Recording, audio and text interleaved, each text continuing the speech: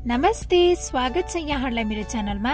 आज म यहाँहरुलाई crispy onion pakora कसरी बनाउने भनेर देखाउन गइरहेको छु।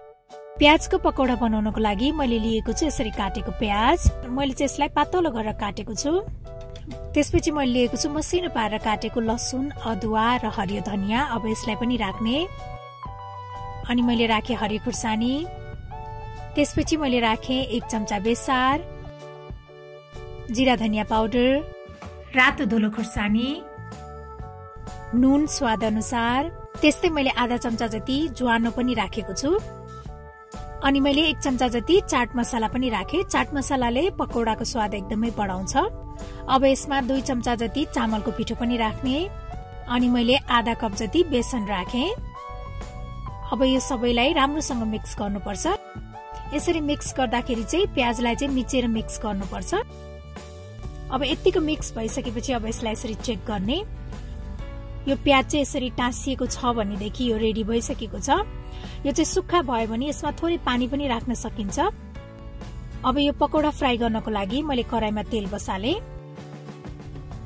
अब यसरी यो ठिक्क साइजको लिँदै यसलाई तेलमा राख्ने।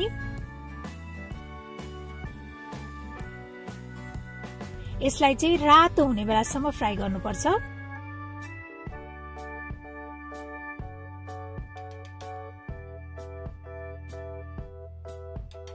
अब यतिको रातो भइसकेपछि हाम्रो यो अनियन पकोडा चाहिँ रेडी भइसकेको छ। यसलाई चाहिँ एउटा प्लेटमा ट्रान्सफर गर्ने।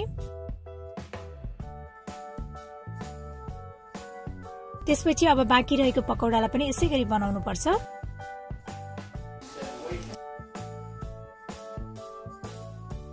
मैले चाहिँ सबै पकोडाहरू बनाइसकेको छु। मैले चाहिँ पकोडालाई यसरी केचपसँग सर्भ गरेको छु।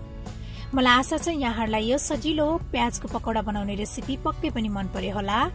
र मेरो अरु यस्तै रेसिपीहरुको लागि प्लिज मेरो च्यानललाई सब्स्क्राइब गरिदिनु होला र मेरो भिडियोलाई लाइक, शेयर र कमेन्ट पनि गरिदिनु होला। Thank you for watching. Bye by.